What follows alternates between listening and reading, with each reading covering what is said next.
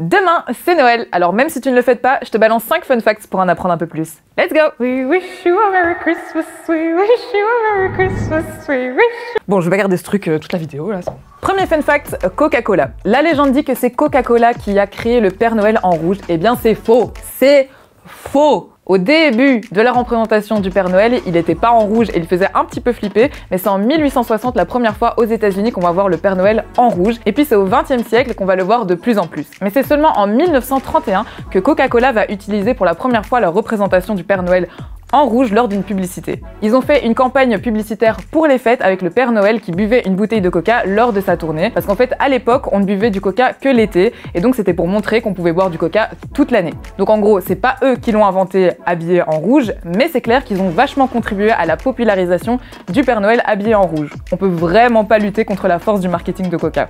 En gros, c'était un peu un influenceur, genre partenariat Coca. Pas possible de parler de Noël sans parler de All I want for Christmas is you. En 2010, un éleveur de chèvres britannique a découvert que ces chèvres produisaient beaucoup plus de lait lorsqu'elles écoutaient en boucle la chanson All I want for Christmas is you de Mariah Carey,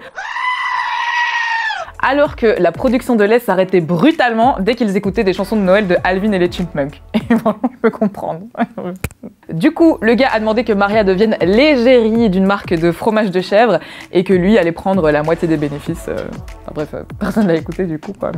Bah moi je devrais vivre au Japon. Parce que, est-ce que tu savais qu'au Japon, ils mangent du poulet frit, ils vont au KFC. Alors pourquoi? Bah déjà, il y a seulement 1 à 2% de la population au Japon qui est chrétienne, donc il n'y avait pas vraiment de tradition établie pour les fêtes de Noël. Et en fait, en 1974, KFC a lancé une campagne publicitaire pour les fêtes de Noël au KFC du coup. Et depuis, du 23 au 25 décembre, c'est quasiment impossible de trouver une place au KFC puisqu'il y a plus de 3 millions de familles japonaises qui vont manger là-bas le soir de Noël en fait. Donc en gros, ils ont comblé un manque et ils ont créé une tradition au Japon.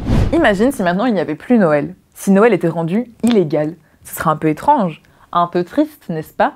Eh bien, en 1644 en Angleterre, Noël a été rendu illégal par le gouvernement et par la suite, ça a même été le cas dans les colonies anglaises en Amérique. En gros, le gouvernement trouvait que la signification religieuse des fêtes de Noël avait complètement été oubliée et du coup, ils ont annulé Noël. Certaines familles ont quand même continué à le fêter de manière complètement illégale jusqu'à ce que ça redevienne légal 20 ans plus tard. Dernier fun fact hyper réel sur Noël, des scientifiques ont calculé que le Père Noël, pour qu'il puisse visiter tous les foyers du monde et donner des cadeaux à tous les enfants, il doit visiter 822 foyers par seconde et voler à du 1046 km/h. Je me demande comment il fait. Si t'as kiffé cette vidéo, n'hésite pas à liker, commenter et partager, et je te souhaite un joyeux Noël. Ciao! We wish you a Merry Christmas, we wish you a Merry Christmas, we wish